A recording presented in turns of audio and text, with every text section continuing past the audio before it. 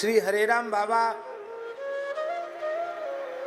की सन्निधि में हमको रहने का खूब अवसर मिला। महाराज जी के पास वो रहते थे, तो कई कई बार हम पूछते थे बाबा से कि बाबा आपको भगवान का दर्शन हुआ?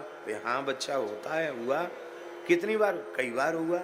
अच्छा, तो आपको कब होता था भगवान का दर्शन और कैसे होता था? बहुत ध्यान से सुने ये बात, उनके मुख से सुनी हुई बात।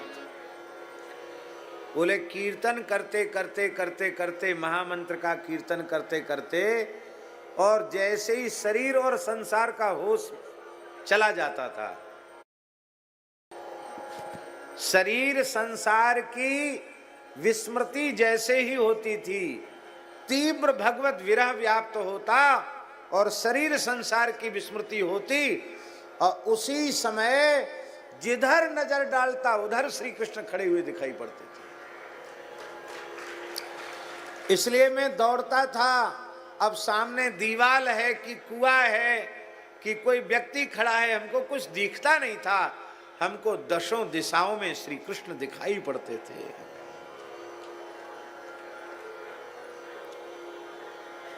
आप लोग यहाँ गांव के लोग बैठे हैं, कुछ लोग गन्ने की खेती करने वाले कुछ लोग बैठे हैं, जिनके खेत में गन्ना हो, ऐसे हैं लोग हैं। गन्ने के खेत में कोई दौड़ लगा सकता है? पहलवान आदमी दौड़ लगा सकता है?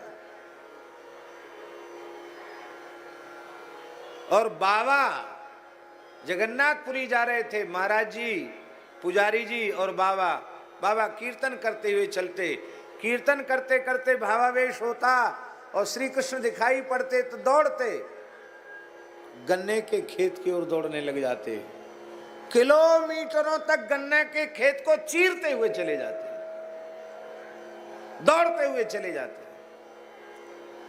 सारा शरीर लोहू लुहान हो जाता, मूर्छित होकर पड़ जाते।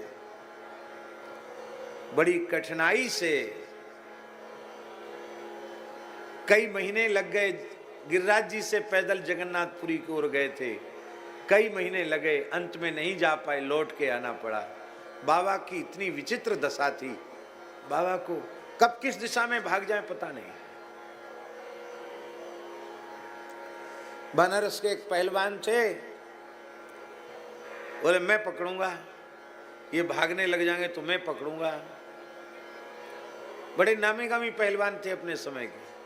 बाबा को भावावेश हुआ, बाबा भागे, वो दौड़ के जैसे हाथ पकड़ा तो जैसे कोई 440 वोल्ट खतरा लिखा रहता है, जैसे ही बाबा को छुआ तो इतनी जोर का झटका लगा उस पहलवान को कि कम से कम 5-7 हाथ दूर जाकर के गिरा, तड़ाम से गिरा, पट से गिरा। बोले ये तो आदमी है ही नहीं, इसके सारे शरीर में करंट दौड़ रहा है, ये आदमी